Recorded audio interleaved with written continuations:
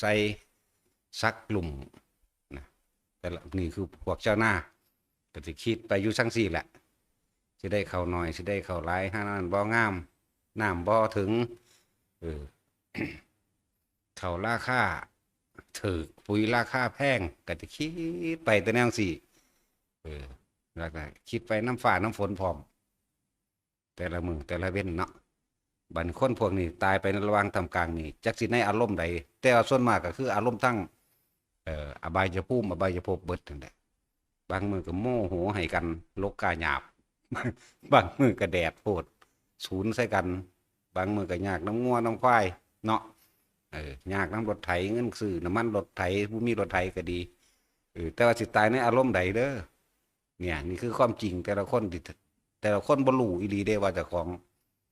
ตายแล้วสิไปใส่บ่จักอันนี้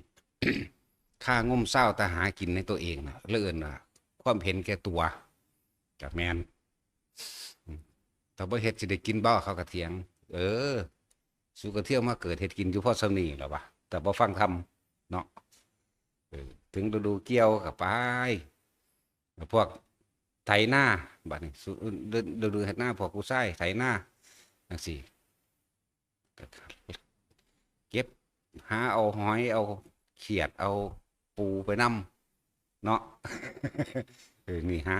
อยู่หากินกันจังว่าบ่ว่าหญิงบ่ว่าชายบ่ว่าพ่อแม่ลูกปู่ย่าตายายป้าเห็นมาเฮ็ดไปแล้วก็คนที่มีลูกจังสิก็เฮ็ดเพื่อลูกก็เฮ็ดเพื่อหลานก็เฮ็ดเพื่อหยังโอ้ยสารพัดเด้ด้วยแล้วแต่หาว่าได้คนเฮามันมีชีวิตแค่ว่าเลี้ยงกันใหญ่ขึ้นมาแล้วหาเอาผัวเอาเมียนี่บ่เนาะหาเอาผัวหาเอาเมียอยู่เลี้ยงกันไปปู่ย่าตายายตายไปพ่อแม่ตายไปตัวเองตายไปบางที่ก็ลูกตายก่อนที่หลานตายก่อนมันวนอยู่แค่นี้บ่เนาะในความทำมาหากินในความเห็นแก่ตัวนั่นแหละเอากันไปแล้วบางคนก็ผิดเถียงกันครับผัวกับเมียบางคนผัวเมียบ่ผิดกันกับผิดกันกับพี่น้องกันเองในหน้าในอ่าวกันเองบางคนกะยาสั่งลูกไผ่สั่งยาปูสั่งพ่อเฒ่าสั่งลูกเขยสั่งพ่อเฒ่าปนกันอยู่เพราะสำนีเพราะบนชีวิตคนนี่เนาะนั่นแล้วแม่นบ่ล่ะพวกเจ้าว่าทุกคนก็ล้วนแล้วแต่เอาอารมณ์เห็นแก่ตัวแล้วมาใส่กันมาเทียงกันนั่นสั่น พวกเกิดมาพวกอันขายของก็วนอยู่กับการขายของนั่นแหละย่านตะบ่ได้ยังนี่คิดปรุงแต่งแนวนั้นแนวนี้ไปหาผีหาสางมาขายซอยบัดนี้เนาะพอจะหน่อยหากุมารทองมันเป็นโรคขาดสารอาหารได้เกินบักน้อยๆนั่นเสียผ้ามันก็บ่มีใส่คือจักว่า กุมารทองที่จริงเป็นโรคขาดสารอาหารเด้อผู้ใดผู้แล้วพากันตัวเอามาเฮ็ดจังซั่นแม่นตัวพวกเจ้าอาหารเอากินให้มันเดี๋ยวก็น้ำเขียวเดี๋ยวก็น้ำแดง เดี๋ยวก็ซื้อตุ๊กตามาอีกกับมันลูกบ่มีพ่อบ่มีแม่เนาะ ซึ่งขาดสารอาหารพร้อมเออมันก็จอยตัวเอามันซื้อน้ำส้มน้ำแดงให้มันกินก็ดีเพราะว่ามันขิวคนถูกพวกเจ้าไปจุดใส่มันนั่นแหละ ถูกเบิดเป็นกรรมไปก็เลยเบิ่งดูนั่นนะเห็นแก่ตัวล่ะจักว่านั่นนะย่านตั้งแต่ของขายบ่ได้ย่านตั้งแต่ของบ่มีย่านตั้งแต่ของบ่ดีอย่างสั้นแล้วไปหาผีหาสางมาซอยขายนั่นได้ความคิดผิดพวกขายของขายกับเขาวแต่ละมือแต่ละเรื่องได้คิดสารวนแต่กับการสิซื้อผักซื้อหมูซื้อไก่ซื้อปลานั่นนี่มาจัดมาปรุงมาแต่งเพื่อสิจัดของขายเนาะฟังดีๆเด้อมีตั้งแต่เห็นแก่ใดเห็นแก่กินเห็นแก่ตัวในตัวเองในครอบครัวตัวเองลักษณะนั้น แหละบางคนก็ตายไปโดยบ่รู้จักหยังส่วนมากลงอบายภูมิสัตว์นรกเปรตเดรัจฉานเป็นเบื้องต้นนี่เป็นพื้นฐานรองรับอยู่แล้วเพราะว่าไผก็สร้างบัดนี้พวกเลี้ยงลูกมาแล้วใหญ่ซำนึงก็ไปหารับจ้างรับวายหรือขายของนั่นนี่ขายดินขายดอนส่งลูกส่งเต้าเรียนมันมีเท่านี้บ่ ใหญ่ขึ้นมาแน่ก็ว่าเอาผัวเอาหยังบัดเขาแล่นน้ำกันก็ว่าให้เขาบัดเขามาขอคดีใหญ่อยู่บัดมาอยู่น้ำกันแล้วกันพิษเถียงกันบ่ถือกันพอเท่าลูกเคยลูกไผ่กับแม่ยาเนาะบัดนี้ก็แย่งทรัพย์สินที่ดินที่ดอนกันเองในลูกพ่อแม่เดียวกันนั่นแหละนั่นแหละตอนแรกเกิดมาในครอบครัวเดียวกันบ่ว่าอ้ายบ่ว่าน้องบ่ว่าเอื้อยบ่ว่าหยังที่แรกแต่บ่ทันได้มีผัวมีเมียนี่หักกันอยู่เด้ยังซอยกันเรื่องนั้นเรื่องนี้อยู่เด้เนาะนั่นวะแต่เขาลังแกยังศูนย์ใส่กันศูนย์ให้ผู้อื่นอยู่เด้เออต่อมาได้เป็นครอบเป็นครัวเป็นผัวเป็นเมียไผมันดอกแย่งขี้ดินขี้ดอนกันได้บัดนี้เนาะเห็นแก่ตัวบ่ล่ะแย่งขี้ดินขี้ดอนกันผู้พ่อแม่ก็ตายไปแล้วบัดนี้บัดนี้ยังมาโยนนั่นนี่ทำบุญให้พ่อให้แม่อยู่เด้อีใดมึงรับผิดชอบพ่อแม่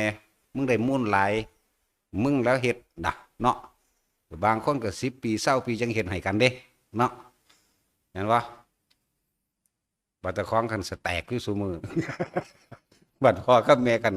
ร่วมกันได้หลายสักก่อนจังสิทำบุญหาว่ะขนาดนั้นแหละเนี่ยชีวิตของแต่ละคนอยู่แนวนี้แหละเบิดในโลกนี่แหละบ่ได้ว่าแต่ภาคอีสานเฮาเบิดในโลกนั่นแหละ จังซั่นบัดนี้ได้ผัวได้เมียไปแล้วเป็นครอบเป็นครัวไผมันก็ลูกไผลูกมันส่วนนี้ลูกผู้นี้ลูกลุงติลูกหน้าตีกันผิดกันเองได้บัดนี้แม่นว่าเราก็เกี่ยวว่ากับน้องนี่แหละลูกมึงจังซั่นลูกมึงจังซี่เด้เนาะเป็นผิดกันเองบัดนี้เป็นแขกันมาแต่ว่าหน้ากันแบ่งแล้วก็ได้ใกล้ๆกันจอบจะต่างหาผิดกันได้บัดนี้บัดนั้นแม่มันก็ตะกี้แม่มันนั่นก็เอาเปรียบตัวว่าแตะเฮ็ดหยังฟ้องอีแม่รถดอกว่าเด้นี่เว้าพื้นกันไปเรื่อยๆเนี่ยโอ้ยมันทุกคนเป็นมานี่ผู้คนสิหูเมื่อเจ้าของบ่เด้อว่าเจ้าของเป็นเนาะนี่มันเป็นคนมักฟ้องอีแม่แต่เอาเปรียบบ่เปรียบมันบ่ค่อยเฮ็ดหยังตัวไปสิต่อยมันได้อีแม่อีนั่นเฮ็ดค่อยอีกโลดล่ะถ้าลูกผู้ชายก็คือกันมันขี้คร้านทำท่าเที่ยวเขาตะปาไปขุดขี้ ครับเห็ดหน้าบ่ว่าเห็ดหน้าบ่ว่าเห็ดสวนบ่ว่าเห็ดมันอิหยังกะสร้างทำท่าเก็บท้องว่าพวกนั้นก็ว่าทำท่าไปตึกแหงบ่ได้หยังเป็นลักนอนบอกนะนั่นแหละแต่ละคนเป็นสั่น เลยว่าแต่ละคนนี่เคยคิดพอว่าเจ้าของเกิดเป็นทุกข์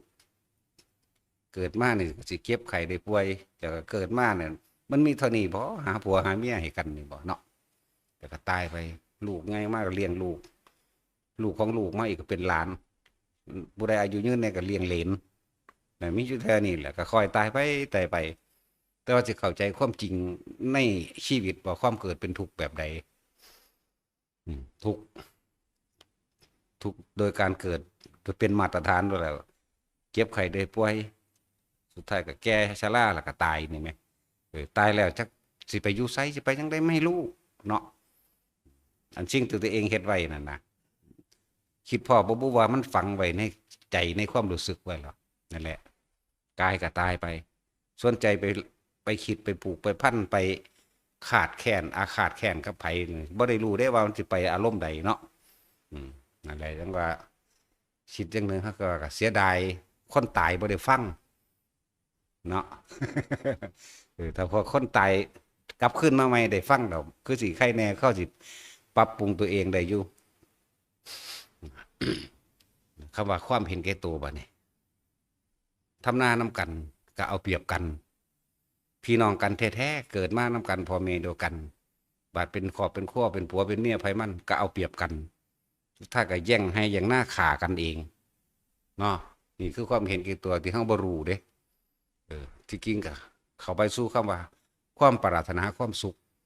ในความอยากได้อยากดีอยากมีอยากเป็นหรือจังซั่นมันก็เลยต้องแย่งต้องชิงต้องให้ได้ให้ดีให้มีให้เป็นให้เด่นกว่าหมู่นั่นแหละ ในครอบครัวเดียวกันกับพ่อแห้งแล้วบัดนี้แย่งกับครอบครัวอื่นอีกแย่งในหมู่บ้านอีกแย่งในตำบลอำเภอจังหวัดและประเทศไปอีกกว้างไปบัดนี้เฮาปีนขึ้นมาเบิ่งดูในความเห็นแก่ตัวของเฮาเองบัด บิดตลอดชีวิตเท่านี้เข้าใจคำว่าเกิดมาเคยมีประโยชน์บ่เคยมีประโยชน์กับผู้อื่นบ่เบิ่งฟังดีๆเด้อตั้งแต่เกิดมาเนี่ยผู้ใดเคยมีประโยชน์ต่อผู้อื่นบ่เออคำว่าประโยชน์ของตนเองนั่นมันหมายถึงว่าความเห็นแก่ตัวทำลายตัวเองเด่นนั่นแหละเฮาจึงมีการเคยชินไปหาปูหาปลาก็อยากได้กว่าหมู่ไปหาสอนก็อยากได้กว่าหมู่เพราะรักเอากันรักไปหาอันนั้นหาอันนี้เพราะรักเอากันรักนี่แหละเอิ้นว่าความเห็นแก่ตัวเป็นรักแล้วพ่อที่ใส่ไล่ผู้ใดโยนความผิดให้ผู้อื่นก็เฮ็ดเด้เนี่ยความเห็นแก่ตัวแต่ละคนเด้อคิดเบิ่งเด้อเคยทำอีหยังเคยเป็นเกิดมาเนี่ยเคยเฮ็ดประโยชน์อีหยังหรือบ่ประโยชน์ผู้อื่นนี่ประโยชน์คนประโยชน์สัตว์ประโยชน์โลกโดยบ่หวังสิ่งใดตอบแทนเคยมีหรือบ่นั่นบ่เคยถึงขนาดนั้นแหละแม้กระทั่งบัดนี้ถ้าว่าตัวเองเฒ่าแก่มาแล้วหรือเข้าวัดขนาดไปท่านมันยังเอาไปแลกของอยู่เนาะแม่นว่าซั่นขนาดเอาเงินไปท่าน20 บาทนี่100นี่แลกเด้นั่นแหละคือความเห็นแก่ตัวจนเคยชินคือเฮ็ดสิ่งหนึ่งกูต้องได้สิ่งหนึ่งไปละบัดนี้คือว่านั่นแหละคือพวกขายของนั่นแหละไปหาพวกโลกขาดสารอาหารมาขายซอยเอาพีเอาสางมาขายซอยจังซั่นนั่งกวักจังสิเนาะเอาทีมเราบ่เราพวกนั้นคือบ่เอานั่งใหญ่ๆนั่นกวักโลดสู่นั่งใหญ่ๆนั่นบ่ได้แล้วนี่จังสมบูรณ์อยากบ่ล่ะนั่งอยู่เฮ็ดตะมือสิโอดเนาะอันบักน้อยมันโอ้ยมันขิวควันมันบ่เอาเคินผู้ใดมาได้ดอกพวกเจ้าจุดธูปหลายโพดจังซั่นแหละจักนั่งกวักจักอีหยังนั่นแหละความเห็นแก่ตัวในความอยากได้ดีมีเป็นนั่นน่ะหลายอย่างพวกขายของตามร้านค้าตลาดหรือข้างถนนหนทางหรือตลาดสดหลายหม่องแย่งชิงที่ขายกันใส่ลายป้ายสีกันจังสั่นแต่งสีใส่อาหารต่างๆหลายอย่างนั่นคือความเห็นแก่ตัวอยากได้อยากดีแต่ของเองใส่ลายป้ายสีกันเนาะจังสั่น สรุปแล้วมันเป็นความเห็นแก่ตัวไปในเอาเทียบเบิ่งเด้อกับว่าเนี่ยตั้งแต่เกิดมานี่เขาเคยมีประโยชน์อีหยังหรือยังคำว่าประโยชน์นี่ต้องเป็นประโยชน์ในการสาธารณะโดยบ่ได้หวังสิ่งใดตอบแทนนะเคยซอยคนโดยบ่หวังสิ่งใดตอบแทนบ่อันนั้นสั้นผมบอกว่าทุกคนถามตัวเองดีๆบัดนี้มาทำบุญบาดนี้ส่วนมากก็คือมาตามประเพณีบ่ได้คือคนที่เขาได้ฟังธรรมอยู่เรื่อยๆเด้มาตามประเพณีบุญข้าวจี้บุญข้าวสากเด้ก็มาทำเวลาทำบุญก็ให้ผีพ่อพี่แม่พี่ปู่ย่าตายายเนาะโอ้ยเนาะก็จะให้เบิ่นตาเป็นผีเนาะยันแต่พวกผีพวกเปรตบ่ได้กินแต่หมอล่ำเขาล่ำเขานะหังเสื้อคักกูนั่นนี่กูขายแมงทำบุญเบิดเสื้อเขาคือยังไงได้บัดนี้ว่าผีพ่อพี่แม่ขึ้นมาให้ย่อยขึ้นมาลูกบ่มาทำบุญแล้วมันก็ให้ขึ้นเมื่อทั้งสั้นแล้วหมอลำเสื้อเร็วๆดอกแต่ว่าถ้าพระนี่บ่ค่อยเสื้อปานใดนี่ทั้งสั้น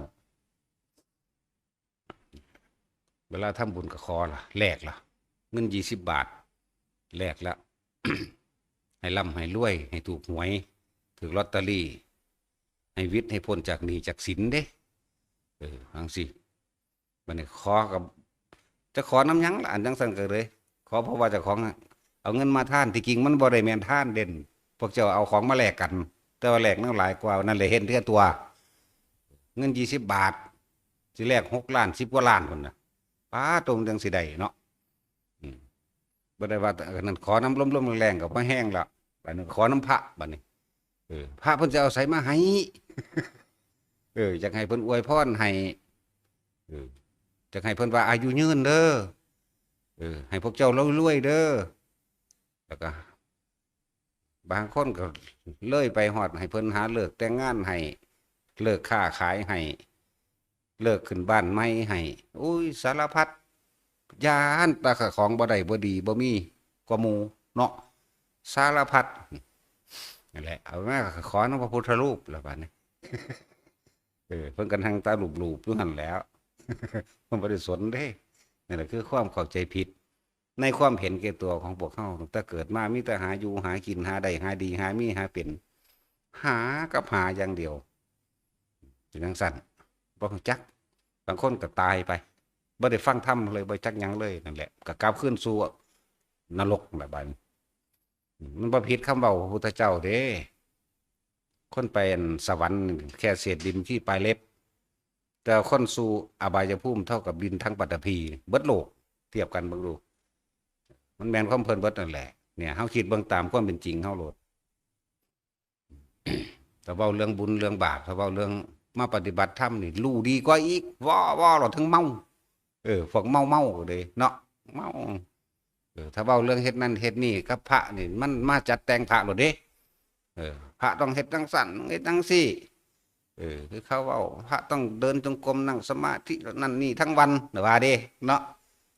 จังสั่นแหละถ้าเว้าเรื่องแนวนี้มันก็เป็นอีกแบบนึงเด้คือมันก็รู้กว่าอีกนะ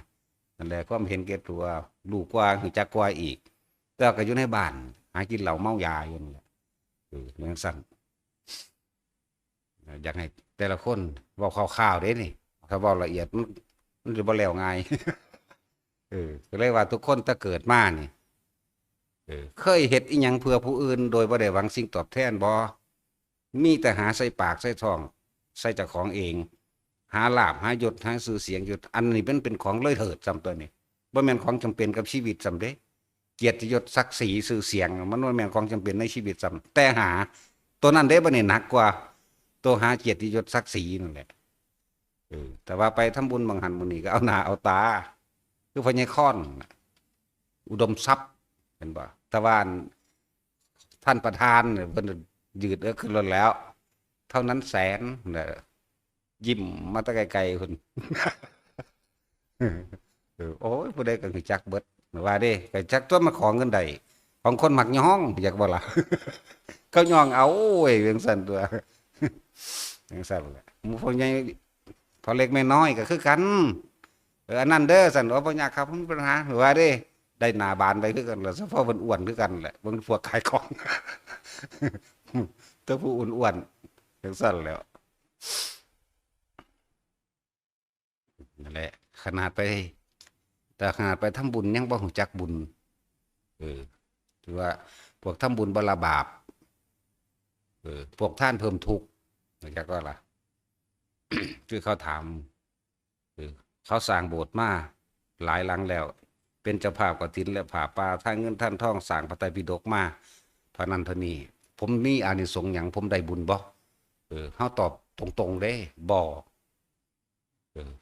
บ่โลดเด้เจ้าเฮ็ดไปเพื่อหยังถามไปจักไปเกิดสวรรค์วิมานแล้วแน่เจ้าสิไปตะคุบเงาอันเก่าคือเก่านั่นบ่จักบ่ล่ะเฮาว่าบ่โลดเด้เพราะว่าเจ้าไปหวังหยังหวังเกียรติยศหวังชื่อหวังเสียงหวังไปเกิดในภายภพหน้าชาติหน้าเบิ่งรุ่นยังสิไปนำกินของเก่าอยู่จังซั่นเลยเอิ้นว่าบ่ได้บุญบุญคือความสงบเด้อแต่ละคนเด้อสงบเย็นในตัวเองบ่ปรารถนาอิหยังบ่เร่าบ่ร้อนบ่กังวลนั่นแหละจึงบอกว่าเคยเฮ็ดอีหยังเพื่อผู้อื่นโดยบ่หวังสิ่งใดตอบแทนบ่ขนาดเฮ็ดให้เจ้าของแท้ๆมันยังหาแนวอื่นมาตอบแทนนะแม่นบ่ล่ะจังซั่นตัวท่านใหม่มากจะมาอ้างใหม่เด้ ได้ไปแบกใหม่อีกเด้ จังซั่นแล้วแหละคือยายอ้วนแล้วอ้างดีๆแล้วมาบ่ล่ะ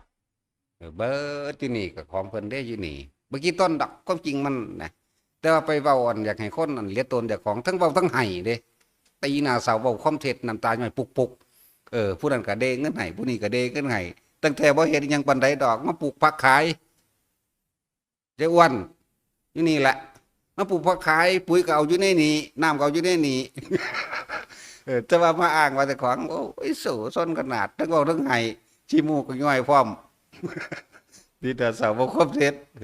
เขาก็หลงก็ซื้อรถให้ได้บัดนี้เขาก็เอาเงินให้ผู้นั้นผู้นี้เด้อแน่บ่ได้บุญเด้จากบ่บ่ซั่นสิว่าผีพึ่มบ่ บอกนั้นเด้อไปหาสถิตอยู่กกนั้น ใครอยู่ดอกมันเป็นแค่เปรตหนึงมันดอก มันบ่ได้ลงมาหาเวกีเปรตยังพ่ออั่นแต่รับส่วนบุญเวลาเขาอั่นโยนเศษอาหารให้นั่นดอกสั่นตัวนั่นแหละมันบ่ได้หยังถ้ามาคิดว่าจังสั่นนะ เฮ็ดลองเบิ่งแบบบ่ได้หวังหยังลองเบิ่งดูเฮ็ดตามพระพุทธเจ้าเบิ่งดูเออให้ทานแล้วก็จะไปหวังผลในทานจะมีจิตผูกพันในผลแห่งทานเออทานที่ท่านเฮ็ดไปเลยบ่ได้เป็นทานเด้นั่นน่ะเป็นการเอาสิ่งหนึ่งไปแลกสิ่งหนึ่งซึ่งสิให้ได้กำไรหลายกว่าแม่นบ่ล่ะอีหลีนั่นแหล้วจังซั่นอยากให้ทุกคนน่ะเข้าใจแนวในคำว่าถ้าเกิดมาเนี่ยกูเคยเฮ็ดประโยชน์อิหยังต่อโลกบ่นอกูเอาของโลกมาใส่คักแล้วกูก็ใส่ของผู้อื่นมาคักแล้วจังซั่นเฮาตะกี้บ่มีรถบ่มีเรือย่างไปให้ไปหน้าผู้ใดเป็นผู้เฮ็ดทางไว้ให้ย่างก่อนเอานั่นแล้วก็ย่างของเขาจังซั่นบ่เคยคิดอยู่บ่ว่าสิเฮ็ดทางคืนต้นไม้ต้นไหลต่างๆนานาแต่ของบ่ได้ปลูกเลยไปหาตัดมาเฮ็ดเฮือนเฮ็ดซ่านนั่นเนาะเห็นแก่ตัวบ่ล่ะไปเอาต้นใหม่มาหาเลือกเอาต้นงามๆอีกเริ่มสิไล่ก็บ่พอใจ เอาต้นใหม่มาเฮ็ดเฮือนไผปลูกไปใหญ่ไปพังบ้านหมูสัตว์อีกโพ่นปวกมั่ง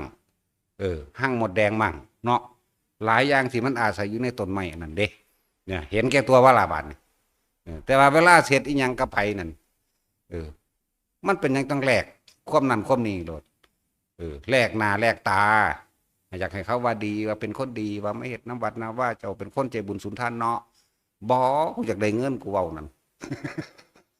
ก็จังสั่นเด้อจังให้เขาย่องเห็นบ่นี่พวกเจ้ายังสิไปเวียนว่ายตายเกิดกับตะคุบเงาเจ้าของอีกคือเก่าอยู่บ่ยังไปตะคุบเงาเจ้าของคือเก่าอยู่เด้นั่นน่ะถ้าท่านบ่บริสุทธิ์จริงๆ ส่วนมากก็จะลงคนขนาดว่าท่านในวัดมาเฮ็ดในวัด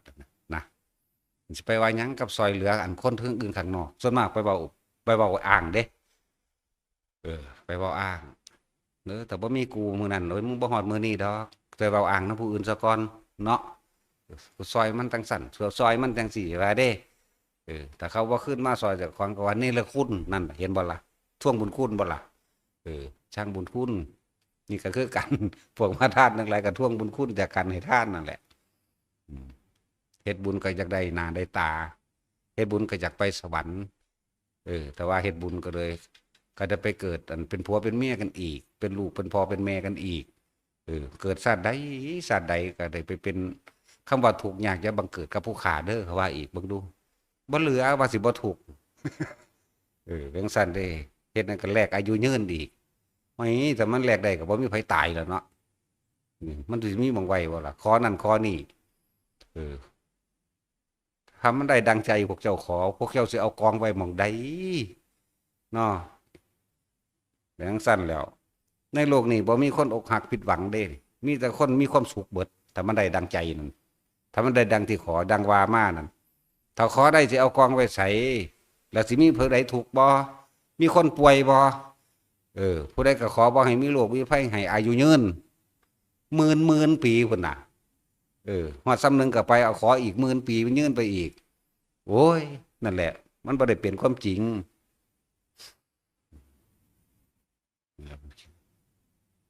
อีกเรื่องแนวโรงพยาบาลก็บ่ได้สร้างแล้วมันบ่มีโรคบ่มีภัยแต่ขอได้เนาะจักผู้ใดสิดลบันดาลให้จังซั่นแล้วจักสิเอามาแต่ทางใด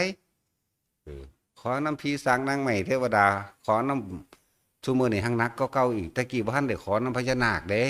ซุมื้อนี้ขอน้ำนาคขอน้ำงูขอน้ำอันยังก็อีอันขี้กระตูอีกคังคกนั่นแหละมีเบิดเดี๋ยวนี้ขอน้ำเต่า ขอน้ำปลาตะเพียนขอน้ำผีเชฟขอน้ำแมงงอดขอน้ำจระเข้งับหัวมันได้ไหม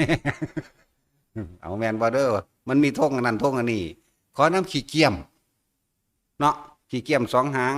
4 หาง5 หางก็ว่าไปขี้เกียมเสื่องกัน มีเบิดตลอดอีกอย่างเกิดเลยขอน้ำนกสไลกาเนี่ยสันลิ้นท่องว่ะโอ้ย นั่นแหละคือความเห็นแก่ตัวของเฮาอยากได้อยากดีอยากมีกว่าผู้อื่นบ่จะเก็บบ่จะไข้บ่จะปวดจะป่วย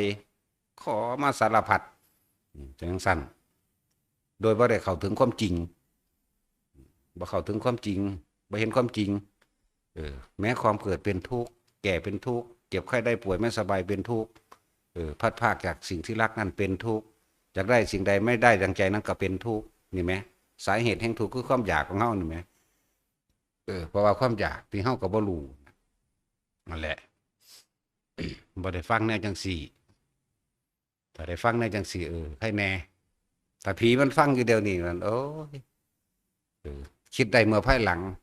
จักว่าล่ะพวกนี้มันสายไปแล้วเด้กว่าพวกผีพวกเปรตพวกสัตว์นรกมันได้ฟังเดี๋ยวนี้นะมันสายไปแล้วสู้บ่ต้องนกมือสับลาบหรอกเวลาเกิดมาใหม่มันก็มาเฮ็ดอันเก่าสู่นั่นแหละเพราะอุปสัยนิสัยสันดานมันบ่ดีจักว่าล่ะถ้าว่าให้พระก็ว่าขี้ข้านกินแล้วนอนก่อนแล้วนินว่ะมันเว้าสู้ได้นอนบ่บัดจังซั่นตัวโหการบวชผู้ใดวานของง่ายบ่เฮ็ดหยังก็สร้างลองเบิ่งแม่มันบ่ปฏิบัติหยังก็สร้างกินแล้วนอนถือว่ามันสบายสุขก็มาบวชมึงรู้จัก4-50 ปีกินแล้วนอนเนาะยากกระดอกกินแล้วนอนกูเห็นแต่นอนได้ขู่หลายกว่าอีกหลายอย่างที่พวกเขาบ่รู้ตัวเองเด้อมันพวกเจ้าสิไปเกิดเป็นคนรวยเพียงทางใดก็สร้างจนแต่ฟ้ามหากษัตริย์มหาเศรษฐีทั้งใดก็สร้างป่วยคือเก่าร้อนหนาวคือเก่าเฒ่าคือเก่าตายคือเก่าและเงินที่พวกเจ้ามีมาได้หลายหรือชื่อเสียงเกียรติยศศักดิ์ศรีชื่อเสียงตลอดทั้งทรัพย์สินเงินทองทั้งหลาย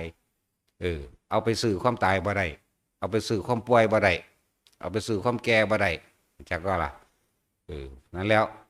เกิดมารวยมันก็ป่วยคือเก่าตัวมีผู้ใดบ่ป่วยเดี๋ยวนี้ป่วยเบิดมันเอาไปจ้างผู้อื่นป่วยแทนดูเนาะมันจ้างได้อยู่บ่ล่ะไปจ้างผู้อื่นตายแทนดูมันได้อยู่บ่ล่ะนี่ตั้งหากคนฉลาด เขาจึงเปลี่ยนทรัพย์สินทั้งหลายเหล่านั้นเป็นอริยทรัพย์มีแต่คนทุกข์เด้บ่กล้าทานอยากบ่คนรวยได้จังกล้าทานขาดออกจากตนจากมือจากใจเลยเด้เอาเอิ้นคนทุกข์เด้เศรษฐีมหาเศรษฐีทั้งใดสิมากล้าอยู่จังสี่คือเฮาได้บาดนี้เนาะมันย่านแต่มันบ่มีมันทุกข์มันเลยหาอยู่ว่าสั่นหาอยู่หากินบ่ฮู้จักพอย่านแต่คนบ่ย่องว่ารวยว่าอันย่านแต่คนบ่เกรงยำเกรงอำนาจย่านแต่คนบ่ย่องว่ารวยย่านแต่คนบ่ย่องว่าจังสั่นจังสี่แต่งตัวดีๆเนาะย่านแต่คนเพราะอันยกบริษัทเพิ่นเงินเพิ่นบ้าว่าแบบนั้นแบบนี้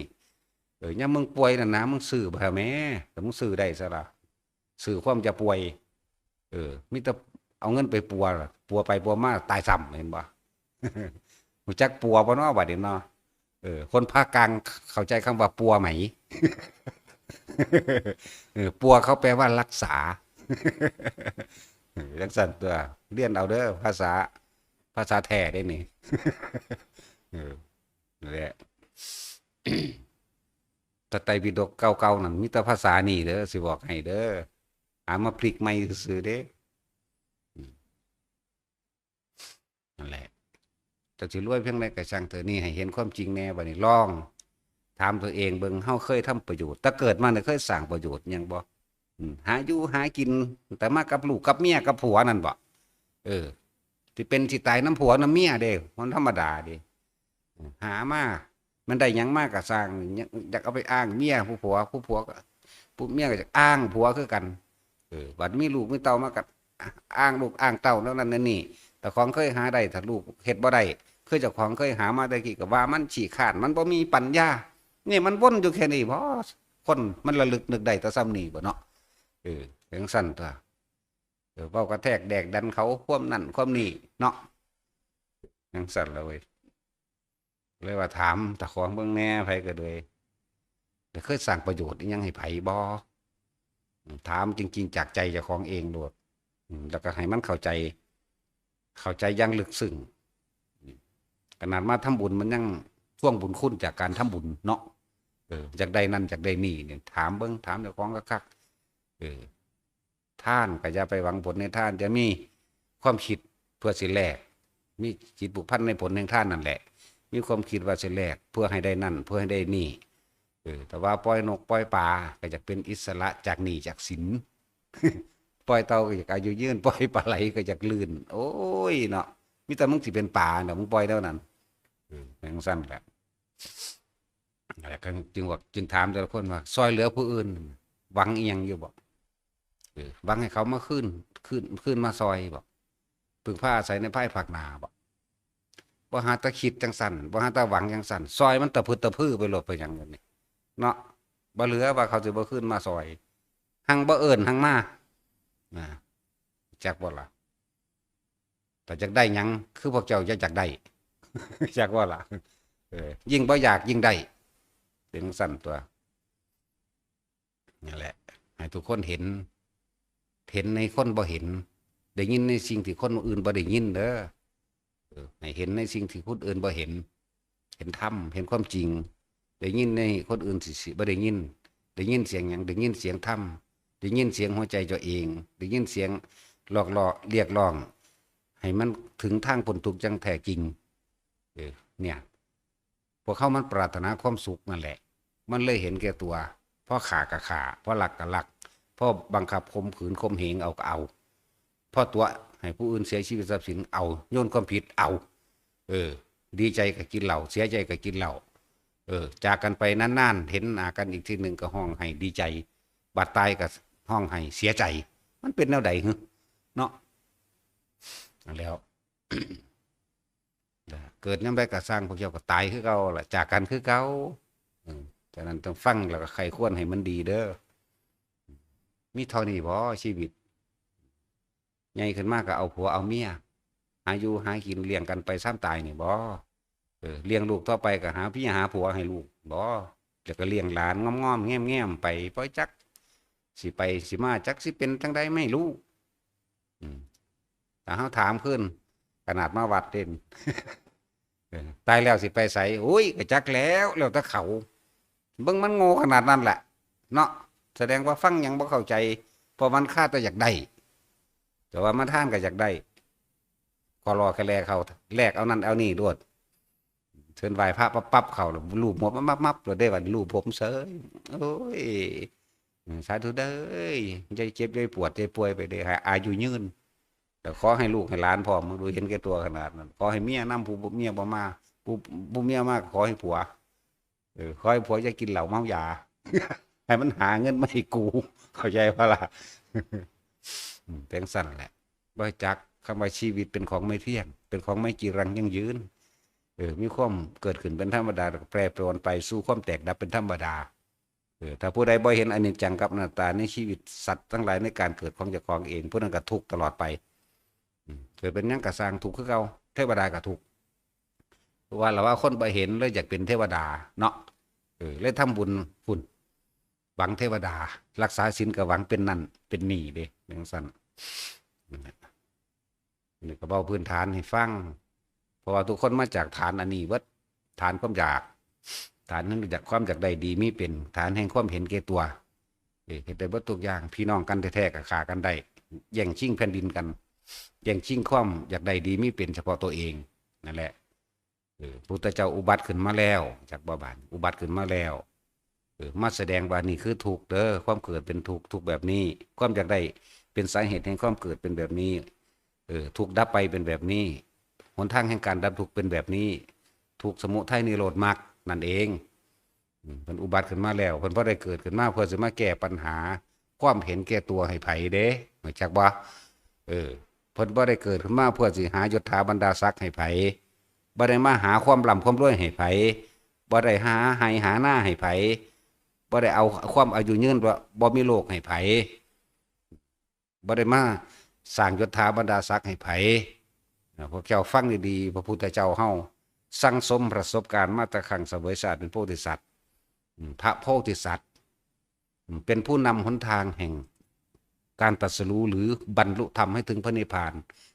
มาพูดมากล่าวมานำมาพา ให้ทุกคนปฏิบัติตามเพื่อให้พ้นจากการเกิดนี่แหละพระโพธิสัตว์จากว่าล่ะคำว่าโพธิเนี่ยหมายถึงหนทางแห่งการดำเนินชีวิตใช้ชีวิตเพื่อให้เกิดการพ้นทุกข์โพธิองค์แห่งการตรัสรู้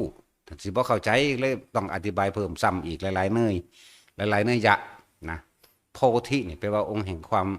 ตรัสรู้หรือหนทางแห่งการดับทุกข์นั่นเองเริ่มมากตั้งแต่พุ่นสติปัฏฐานสี่สมปัฏฐานสี่เนี่ยอิทธิบาทสี่อินทรีย์ห้าพระห้าโพชฌงค์มรรคแปดโพธิสัตว์หมายถึงบุคคลผู้นำหนทางปฏิบัติเพื่อให้เข้าถึงการดับทุกข์นี่คำว่าโพธิสัตว์แปลว่าจังสี่พวกเขามันแปลตามกันมาผู้ยังเกี่ยวข้องกับสัตว์เกี่ยวของอยู่นั่นแปลหน่อยนี่จักบอกเกี่ยวของแน่บุคคลผู้นำหนทางปฏิบัติเพื่อการดับทุกข์นั่นแหละคำว่าโพธิสัตว์ไปแบงสั่นบ่แม่นว่าเขามีความรู้ถ้าบ่รู้เขาสิสอนนิพพานได้บ่สั่นเด้ออย่างนี้แต่เขาแปลตามกันมาผู้ยังเกี่ยวข้องกับสัตว์จังไม่บรรลุเขาบ่บรรลุดอก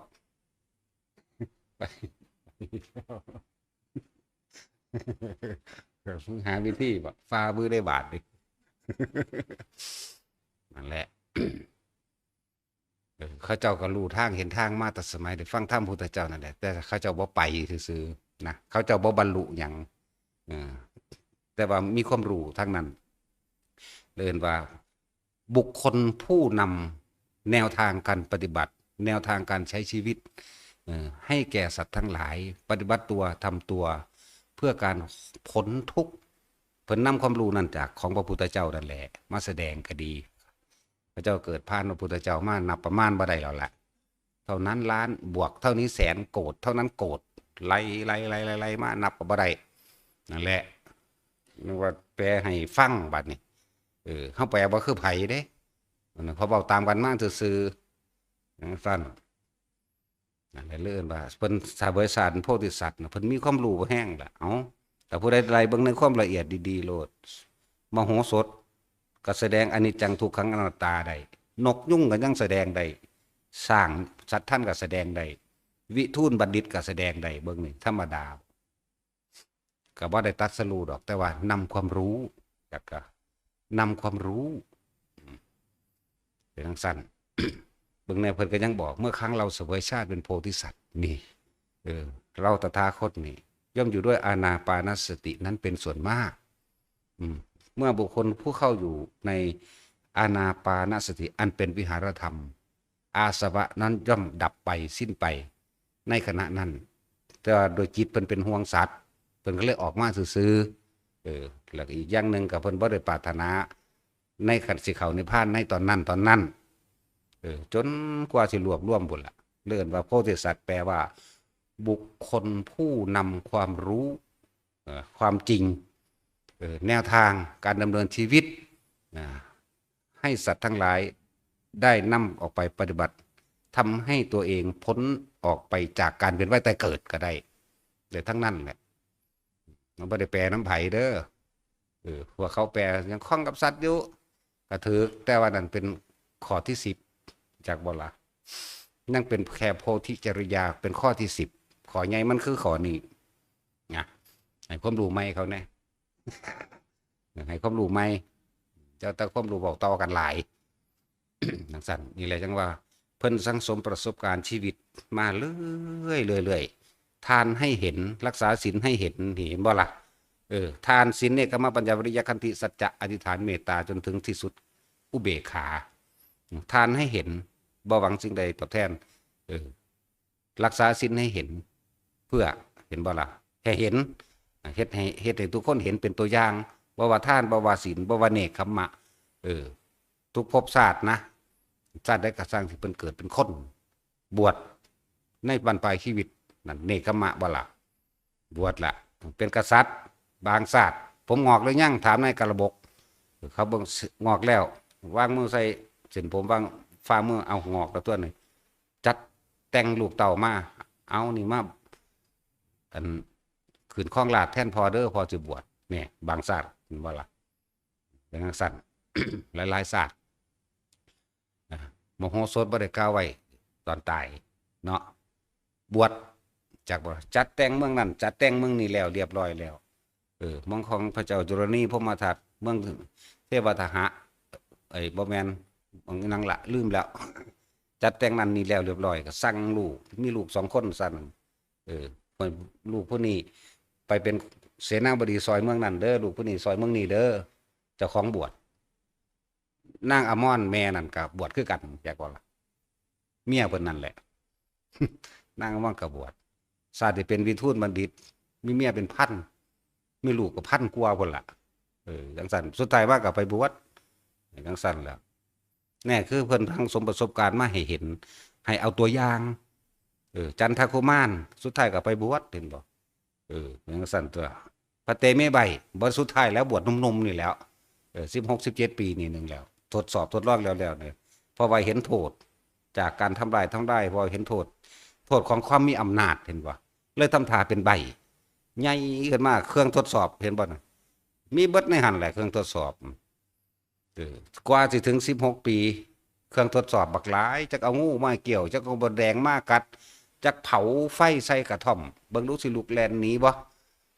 จักเอาขนมมาล่อเอาผู้หญิงมาเล่น16 ปีแล้วผู้หญิงมาแก้ผ้าเอานมถูอยู่เพราะซ้ำนั้นแต่มันตาสินก็เมียนแมงนะกูเนาะตาสินข่อยเมียนแมงเบิดคือกันแหละวะ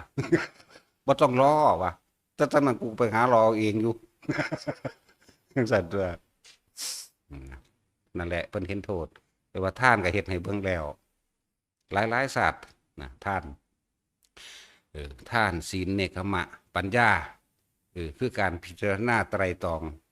ว่าอันใดควรอันใดบ่ควรหรือมีเหตุเกิดสิ่งใดสิ่งหนึ่งพราหมณ์เฒ่าเขาล่อไปขาเขางูเห่าใส่น้ำยามนี่เห็นบ่ล่ะมันมีหยังดุกดิกเนี่ยเพิ่นสังเกตเห็นบ่เป็นคนที่ช่างสังเกตซอยเหลือชีวิตผู้อื่นจากปัญญาโอ้ยเยอะแยะท่านศีลเนี่ยก็ปัญญาวิริยะมีความอดทนมีความเพียรพยายามที่เหตุสิ่งใดสิ่งหนึ่งตามความเป็นจริงให้มันสำเร็จนั่นแหละจนว่าบอกว่าบุคคลย่อมหลุดพ้นด้วยความเพียรมั่งการกระทำสิ่งใดฉันทะวิริยะจิตตวิมังสาบวกเข้าไปด้วยความเพียรพยายามมั่งขันติก็คือขันติวาทีดาบททั้งสั้นแล้วตัดแข้งตัดขาจนว่าตายไปเกิดเป็นพรหมเสยทั้งสั้นแล้วถึงพระสั้นสิว่าเพิ่นนำแนวทางมาให้คนปฏิบัติตนเองเพื่อพ้นทุกข์บ่สัจจะนี่เกิดยังขึ้นกับสร้างบ่เคยอาศัยผีสางดังไม้เทวดาบ่เคยไปขอร้องสิ่งศักดิ์สิทธิ์ทั้งใดในโลกนี่ในนอกโลกนี่ว่าให้มาซอยสำเร็จจันทกุมารก็อาศัยสัจจะจังสั้นแล้วสัทธันทะก็อาศัยสัจจะนกขุมก็อาศัยสัจจะนั่นเป็นจังสั้นเด้ล่ะสัจจะมันบ่ได้ยากได้คอยบอกตามความเป็นจริงเถอะสมัยหนึ่งเกิดเป็นนกขุมสิเป็นนกขุมหลีหรือนกขุมอื่นก็บ่รู้ล่ะน่าจะเป็นนกขุมหลี น่าจะเป็นนกขุมหลีไฟมันไหม้ป้าบิ่มมาเด้อสัตว์พ่อกับแม่ก็พากันไปหากินข้าเมียมาให้ลูกแล้วพอดีไฟมันไหม้ปลามาเพิ่นก็เหาะออกจากอันเปลือกไข่ได้แค่มือ2 มือนึงเนาะยืดข้อขึ้นเรื่องยืนขายั่งแงกๆอยู่นั่นน่ะไฟไหม้บิ่มมาได้ถึงประมาณ16 กรีดแต่แม่นน่าจะเทียบเป็นเม็ดก็ได้หรือว่าสมัยตะกี้กรีซน่าจะเป็นว่านั่นแหละบาดนี้ปีกทั้ง2ของข้าพเจ้าก็มีอยู่นี่สัจจะเด่นนั่นนะขาทั้ง2ก็มีอยู่แต่ยังเดินไม่ได้ปีกก็มีอยู่แต่เดินไม่ได้มารดาบิดาก็มีอยู่แต่ได้บินหนีไปหาอาหารให้กับลูกแล้วนะไฟเจ้าเอ๋ยขึ้นชื่อว่าความตายข้าพเจ้าก็ยังกลัวตายอยู่นี่บอกความจริงเห็นบ่นี่เอิ้นสัจจะข้าพเจ้าก็ยังกลัวตายอยู่ขอให้ท่านจงดับลงเถิดนี่ไหมไฟก็ดับพึบลงโลดจังซั่นแล้วใส่สัจจะบ่ได้เคยโอ้ยเทวดาอันนั้นเทวดานี่มาซอยในเด้อว่านั่นแหละเฮาตรวจเบิ่งเบิดแล้วในหลายๆศาสตร์ที่อ่านมาหนังสือทุกเล่มบ่ผ่านมือบ่มีแหละในประวัติเพิ่นเบิ่งแล้วบ่เคยไปหาให้สิ่งศักดิ์สิทธิ์มาซอยนี่ถ้าเขามาเอาเองรู้จักบ่ล่ะแม้สุวรรณสามนั่นถูกธนูของกบินยักษ์และแม่เพิ่นเคยเกิดเป็นเทวดาอยู่แถวนั้น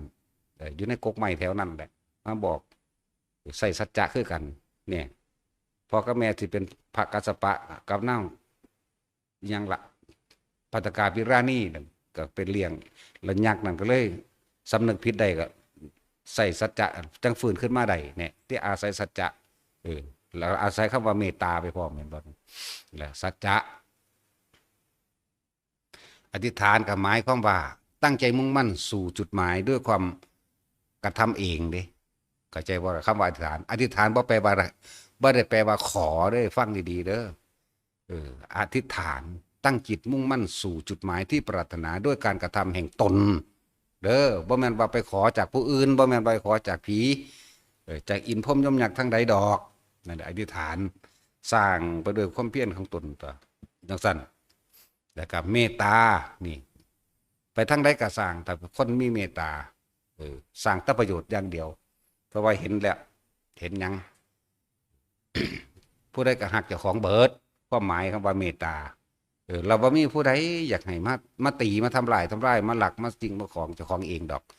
เพื่อกันนำแนวเนี้ยห้างนี้มาสอนแต่ระบบแต่ละศาสตร์เห็นบ่บำเพ็ญเพียรกับว่าสอนกับว่า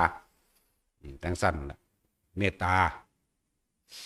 ไปทั้งใดก็มักซอยเหลือคนมันก็เป็นเมตตาเองตัวแม่นป่ะล่ะไปทั้งใดก็บ่เคยอิจฉาริษยาในความผู้ใดใดดีนั่นแหละมันก็เป็นมุทิตาเองตัวนั่นแล้วจังซั่นแล้วสุดท้ายมันก็ไปลงที่ว่าอุเบกขา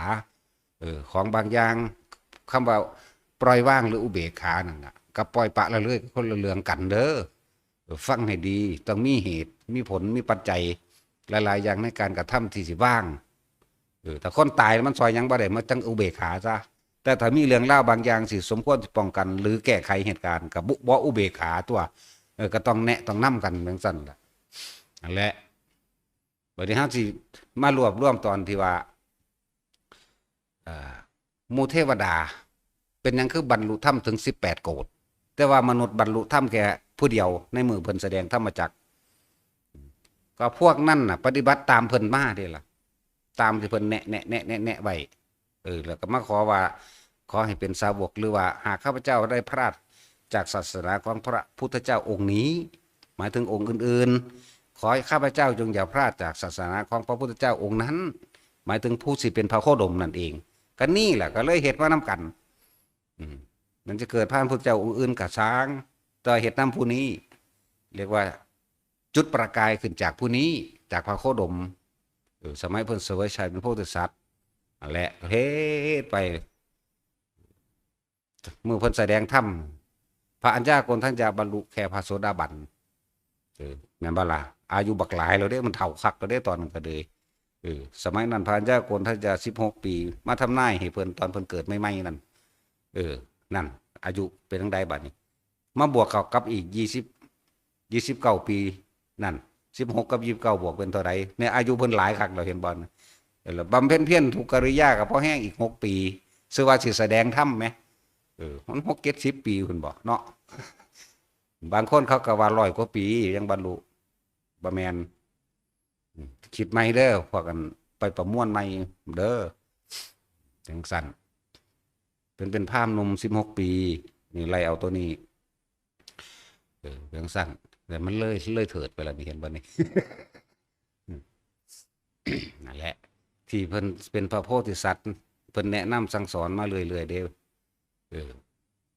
บางที่เพิ่นถูกกันแกล้งอันใดสิแก้ได้ตอนนี้แก้บ่ได้เพิ่นก็หนีไปก่อนเด้บ่ได้แม่นแบบว่ากูต้องสู้อย่างเดียวเด้คือสมัยศาสตร์ที่เป็นพระโมโหสถเห็นบ่พวกบัณฑิตทั้ง4นี่อิจฉาริษยาเห็นบ่เพิ่นก็นำความอิจฉาริษยามาแสดงให้ฟังสมัยนั้นเพิ่นก็นำคำว่ามุติตามาแสดงให้ฟังพร้อมเด้เพิ่นบ่เคยอิจฉาริษยาผู้ใดเลยว่าผู้ใดทำดียินดีนำตลอดแต่ว่าพวกนั้นมีแต่ความอิจฉาริษยาสุดท้ายมาเพิ่นก็ให้อภัยได้เห็นบ่มันบ่ธรรมดาเด้กับพระมโหสถที่1เลยล่ะอันนี้ยิ่งยวดด้วยปัญญาเบิดทุกอย่างรวมอยู่ในหันเลยบารมี10เต็มอยู่ในหันโลดไปในศาสตร์เดียวก็พอแห้งแล้วบ่หาแต่ว่ามันนับใส่อันนี้ดอกมันนับใส่อันอีหยังล่ะพระนางมัตสีนี่นะอันนั้นเป็นยกตัวอย่างเด่นซื่อดอกเกี่ยวกับนางมัตสีกันหาและชาลีนะพระเวสสันดรนี่นะเพิ่นก็เฮ็ดให้เบิ่งแล้วนั่นแหละจังว่า พระโพธิสัตว์คือบุคคลผู้เห็นบอกนำทางการใช้ชีวิตปฏิบัติตัวเอง เพื่อให้พ้นจากทุกข์ก็ได้นั่นแหละเรื่องว่าแปลหลายๆอย่างให้ฟังเพราะว่าสิ่งเหล่านี้มันเป็นอย่างที่ถ้าสิพูดถึงคุณเพิ่นพระพุทธเจ้าเนี่ยเฮาบอกว่าเบิดบอกจังได๋ก็บ่หนำใจอยากว่าบ่หนำใจบ่สาแก่ใจกับเฮาที่เฮาเว้าระลึกถึงคุณเพิ่นนั่นน่ะบ่หนำใจบ่สาแก่ใจเว้าจังได๋ก็บ่สาแก่ใจนะมันอยากว่าจังซั่นมันว่าแล้วล่ะเป็นจังซั่นนั่นแหละบัดนี้เพิ่นนำประสบการณ์เหล่านั้นแล้วก็สั่งสมมาเด้อฟังดีๆมาเพิ่นก็มาเกิดในศาสตร์นี้เป็นเจ้าชายสิทธัตถะเนาะแล้วเพิ่นก็สิได้เป็นเจ้าเมืองสิเป็นกษัตริย์แทนพ่ออยู่แล้วแต่ว่าเป็นหยังคือบ่เอาเป็นหยังคือบ่เอาเว้าตอนเพิ่นเกิดก่อนหลังจากจุติจิตของพระพุทธเจ้าพุ่นละ15ค่ำเดือน7อยู่ในท้องแม่11เดือนมาออกใน15ค่ำเดือน6บัดนี้ขึ้น15ค่ำเดือน6นี่ประตูตรัสรู้พระนิพพานเกิดมาสิ่งที่เกิดพร้อมกันในเรียกว่าสหะแปลว่าสิ่งที่เกิดพร้อมกันสหชาติฟังดีนั่งพิมพ์ภาคก็เกิดพร้อมกันนั่นแหละในชนะก็เกิดพร้อมกันนั่นแหละแล้วก็อันอมาตย์กาลุทยีอมาตย์ผู้หนึ่งแล้วก็พระอานนท์พุทธอุปถากนี่ต้นศรีมหาโพธิ์ก็เกิดพร้อมกันต้นไม้ตรัสรู้แล้วก็ขุมทองทั้ง4 7อย่าง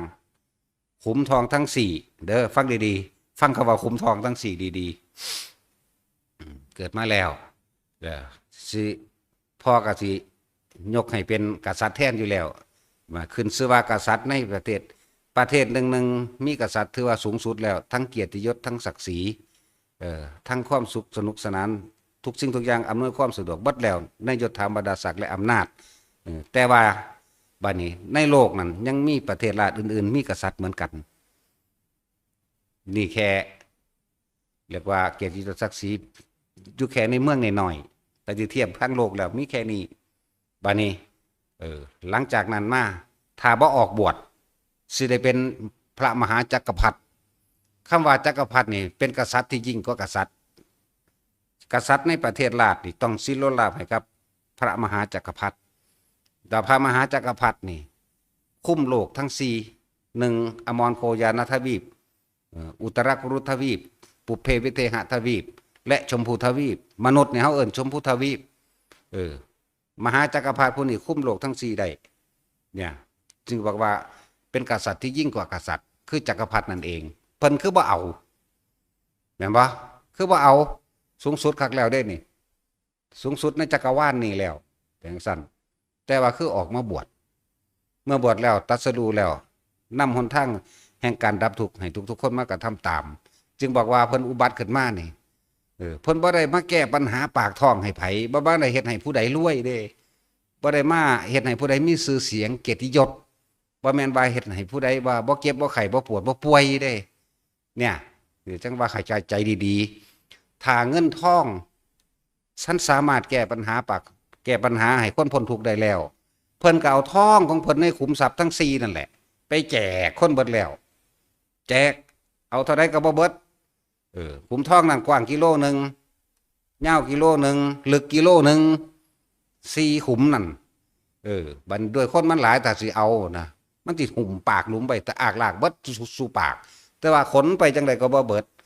แต่ทรัพย์สินเงินทองอันนั้นน่ะมันพ้นทุกข์ได้อยู่บ่มันทุกข์กว่าเก่าอีกทั้งคนก็สิขี้ข้านเนาะจังซั่นตัวถ้าสิเว้าเรื่องเอาเกียรติยศศักดิ์ศรีต่างๆหรือความมีอำนาจให้มันได้ดังใจแต่ละคนด้วยตัณหาอันนั้นเพิ่นทิ่มให้เบิ่งเราเด้นั่นทิ่มคำว่าทิ่มคำว่ามหากษัตริย์ออกบวชมีไหมพระมหากษัตริย์ออกบวชเฮ็ดหยังนี่แค่เรื่องของโลกบัดนี้ที่เป็นใหญ่ที่สุดในประเทศนั่นออกบวชบ่สนใจแนวมื้อนี้ใหญ่ที่สุดในจักรวาลอีกบัดนี้โลกทั้ง4นี่แหมทิ่มให้แล้วแหมเป็นดุจดังก้อนเขละรู้จักบ่ล่ะรู้จักเขละบ่ล่ะนี่สิกระเทอะถ้าน้ำลายมันบ่ บ่สกปรกปานใดวะแต่ว่าขี้เถ้อมันแตกโปะออกมาแล้วมันเขียวหยุ่งๆใส่รถจังซั่นตัวมันเป็นตาขี้เดียดบ่ซั่นนั่นแหละจึงบอกว่าแต่ละคนให้ฟังให้มันดีๆฟังมันเข้าใจเด้ออืม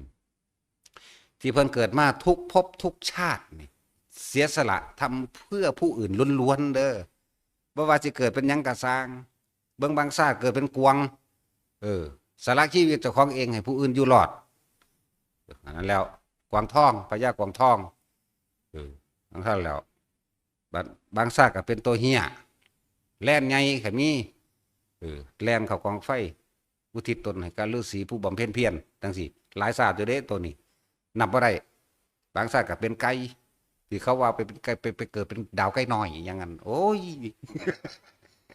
บางชาติก็เป็นกระต่ายแล้วเขาก็แต่งเสริมไปเป็นกระต่ายอยู่ดวงจันทร์หลุมอุกกาบาตบ่จักบ่นั่นตัวบางชาติก็เป็นกระต่ายก็หลายชาติโดดเข้าไฟนั่นแหละอุทิศตนเองให้แน่แล้วพวกเฮาน่ะเคยเฮ็ดอีหยังประโยชน์ให้ผู้อื่นมีอยู่บ่ก็เลยว่าเทียบเบิ่งแน่ขนาดชีวิตเพิ่นเองยังจีให้ผู้อื่นกินได้แหมเนาะภาษายังเฮาเว้าผิดใจกูตีปากแมงโลดแล้วบาดนี้เบิ่งด้วยนั่นน่ะอยากเด่นอยากดังอยากมีชื่อเสียงหลายแค่เขาอันนินทาในนนนี่นำไปหาเรื่องกันโลดเนาะปานเจ้าของบ่เคยนินทาผู้อื่นแล้วอย่าเว้าเห็นแก่ตัวไรเด้อไผก็เลยคนที่ไม่ถูกนินทาไม่มีในโลกว่ะบ่วิคนที่ไม่นินทาผู้อื่นเลยนั่นน่ะยิ่งไม่มีในโลกโลดโดยเฉพาะกูคักๆนี่แล้วเนาะทั้งนั้นแล้วนั่นแหละพวกอ้างว่าเจ้าของดีเด่นคนไม่ถูกนินทาไม่มีในโลกก็สร้างเขาปากเขาท่านมึงกำลังว่าให้เขาอยู่ได้ดันนะจะไปถือซ่านั่นสะสั่งดอกอีหานี่ว่ะก็นั่นเด็มึงกำลังใส่เขาอยู่นะโอ้ยอีผีปอบนั่นแหละตัวสวบอยากว่าล่ะนั่นแหละตัวสวบนะน้องสั้นอะไรช่างว่าถามเจ้าของมึงเด้อไปก็ดีเคยเกิดมาสั่งอย่างทำอย่างเพื่อผู้อื่นโดยบ่หวังสิ่งใดตอบแทนมีบ่ทรัพย์สินภายนอกเพิ่นก็เฮ็ดเพิ่นก็ให้คนโดยบ่ได้หวังสิ่งตอบแทนภายในกายของเพิ่นเองอีกดวงตาเพิ่นก็ท่านให้มากยิ่งกว่าดวงดาวบนท้องฟ้าในจักรวาลนี้มากยิ่งกว่าดวงดาวบนท้องฟ้าในคันธขอบแห่งจักรวาลเดี๋ยวสิไล่ให้ฟังดอกจักมือหนึ่งว่ามันยาวมันกว้างขนาดใดจักรวาลหนึ่งเบิ่งดูดวงตาท่านเลือดมากยิ่งกว่าน้ำในทะเลทั้งสี่หมายถึงโลกทั้งสี่เป็นขนาดนั้นอย่างสั้นล่ะท่านแข่งท่านขาอย่างธรรมดาบ่นั่นแหละนี่มิตรเหตุเพื่อผู้อื่นเด่นก็เพื่อผู้อื่นจนสุดท้ายมาหอดกับการตรัสรู้เป็นสัมมาสัมพุทธเจ้านี่แล้วเพื่อผู้อื่นหอดบาทสุดท้ายมึงดูธรรมดาบ่จึงบอกว่าพวกบ่เคยฟังธรรมแนวนี้ล่ะฟังเอาไปพิจารณาเจ้าของเองเนี่ยเด้อพวกเจ้าไปทำบุญทำทานเข้าใจว่าตัวเองทำบุญมันบ่แม่นทำบุญท่านมันก็แม่นทำทานพวกเจ้านั่นน่ะทำทานเพิ่มทุกข์ทำบุญเพิ่มบาปเพิ่มตัวพวกเจ้ามิแต่ขอกับขอมิแต่จากใดก็จากใดเลยถามตัวเองเบิ่งแน่เคยเฮ็ดอีหยังเพื่อผู้อื่นโดยบ่หวังสิ่งใดตอบแทนมีบ่แล้วพวกเจ้าไปไหว้พระป๊อกลงนั่นน่ะสาธุเด้อผู้ขาอายุยืนแน่จังซั่นแล้วจะให้เจ็บจะให้ปวดจะให้ป่วยไล่ไปหอดจะให้ลูกเต้าเล้าล้านผู้ขาให้สอบได้เป็นเจ้าเป็นนายเป็นครูเป็นขั้นเอาไปเอามาแล้วโอ้ยจักไผสิเป็นขี้ขาเนาะถ้ามันขอได้จังซั่นมันบ่สร้างโรงพยาบาลมันบ่มีผู้ป่วยหมอบ่มีบ่ฮู้จักคำว่าหมอเลยล่ะก็มันบ่ป่วยมันขอได้อันนี้มันขอบ่ได้ให้เข้าใจความจริงและหรือว่าเพิ่นนำความจริงคำว่าธรรมะเนี่ยแปลว่าความจริงของสิ่งทั้งหลายทั้งปวงความจริงในชีวิตของเฮาเองความจริงที่เฮาไม่รู้เมื่อเพิ่นตรัสรู้ความจริงมาแล้วพวกเฮาก็นำความจริงอันนี้ไปเทียบเจ้าของบัดนี้ไปเทียบเบิ่งคักๆแล้วเฮ็ดจังได๋สิพ้นจากการเวียนว่ายตายเกิดบัดนี้แน่เพิ่นก็สอนเราได้ล่ะอริยสัจสี่อริยะแปลว่าผู้ไม่มีศัตรูผู้ไม่เบียดเบียนผู้วางมือจากบาปผู้ไม่ปรารถนาเข้าใจบ่ล่ะอริยะแปลว่าสั่นผู้ใดจักถึงอริยะทำตามความจริงอันนี้ใน4อย่างทำตามเห็นตามมีความเห็นถูกต้องโดยตามความเป็นจริงเรียกว่าสัมมาทิฏฐิฟังธรรม การเกิดเป็นทุกข์ความแก่เป็นทุกข์ความเจ็บไข้ได้ป่วยความไม่สบายเป็นทุกข์เห็นว่าเลยความพัดพรากจากสิ่งที่รักเป็นทุกข์ความแก่เป็นทุกข์ความตายเป็นทุกข์เนี่ยคิดให้มันถึงที่ว่าเนี่ยทำความเห็นให้มันตรงตามความเป็นจริงเนี่ยสัมมาทิฏฐินี่เห็นบ่เนี่ยเห็นตามความเป็นจริงหนึ่งแม่ก็คิดให้มันจริงแน่บ่เว้ยเนาะเนี่ยคิดถึกตัวเดียวตัวทั้งอื่นถึกน้ำกันเบิดกระดุมมีอยู่8 เม็ดนี่แต่ปิดกระดุมถึกตัวเดียว1 2 3 4 5 6 7 8ถึกน้ำกันเบิดถ้าติดกระดุมพิษตัวเดียวพิษเบิดนั่นแหละ จึงบอกว่าพระพุทธเจ้าอุบัติขึ้นมานี่บ่ได้มาแก้ปัญหาปากท้องให้ไผว่าให้รวยให้อยู่ดีกินดีให้มีอยู่มีกินเด้บ่แม่นแบบนั้นพวกเจ้าเลิกขอเอาหยังไปแลกเอาเฮ็ดหยังท่านยังเข้าขอโลดแม่นบ่ล่ะให้เลิกขอบ่แม่นให้เห็นความจริงอันนี้จังซั่นสาเหตุแห่งทุกข์ก็พวกเจ้าขอนั่นแหละความอยากได้อยากดีอยากมีอยากเป็นของพวกเจ้าเองนั่นแหละพวกเจ้าที่สร้างโบสถ์สร้างศาลาและวิหารสร้างพระไตรปิฎกบวชพระมาเป็นเจ้าภาพกฐินและผ้าป่ามาเท่าใดก็สร้างถ้าพวกเจ้ายังหวังยังขอยังปฏิบัติเจ้าบ่ได้หยังเลยนั่นแล้วเจ้าสิบ่ได้หยังเลยเด้อนะเจ้าสิได้แต่ความทุกข์ไปทุกภพทุกชาติเด้อบางคนอธิษฐานขอให้เกิดพระพุทธศาสนาทุกภพทุกชาติป้าตัวมึงยังสิไปเกิดทุกภพทุกชาติอยู่จังซั่นล่ะมันก็บ่มีความหมายเพราะว่าพบแล้วมันก็บ่พบเพราะว่ามันบ่เห็นพระพุทธเจ้าจักว่าล่ะบ่เห็นของจริงบ่ได้เห็นสัมมาสัมพุทธะบ่ได้เข้าถึงธรรมนั่นแล้วธรรมะนี่แปลว่าความจริงเดี๋ยวฟังดีนั่นแหละจังว่าให้ทุกคนพิจารณาเจ้าของเองหนทางแห่งการดับทุกข์เพิ่นก็สอนไว้แล้วมรรคมีองค์8หมายถึงว่าหนทางมรรคนี่แปลว่าทางทางบ่แม่นถนนแบบนี้บ่แม่นทางไปให้ไปหน้าทางก็คือความเห็นถ้าเห็นถูกต้องตามความเป็นจริงนี่ในสิ่งทั้งหลายทั้งปวงนี่เห็นอริยสัจสี่เข้าใจรู้แจ้งในอริยสัจสี่หูจักทางมาแล้วสัมมาทิฏฐิเห็นตามเป็นจริงได้แล้วสัมมาสังกัปโปวาจากรรมตัวอาชีววายโมสติและสมาธิมันก็เป็นของมันเองไปเองดอกอย่างสั้นเห็นทางแล้วก็เดินตามทางสติบัดนี้วิธีดับทุกข์ง่ายนิดเดียวได้บัดนี้เบิ่งดูเพิ่นสละตัวเองมากขนาดใดเพิ่นมาบอกเฮาอยู่กับลมหายใจนี่แม้วิธีมันแม่นั่นแหละ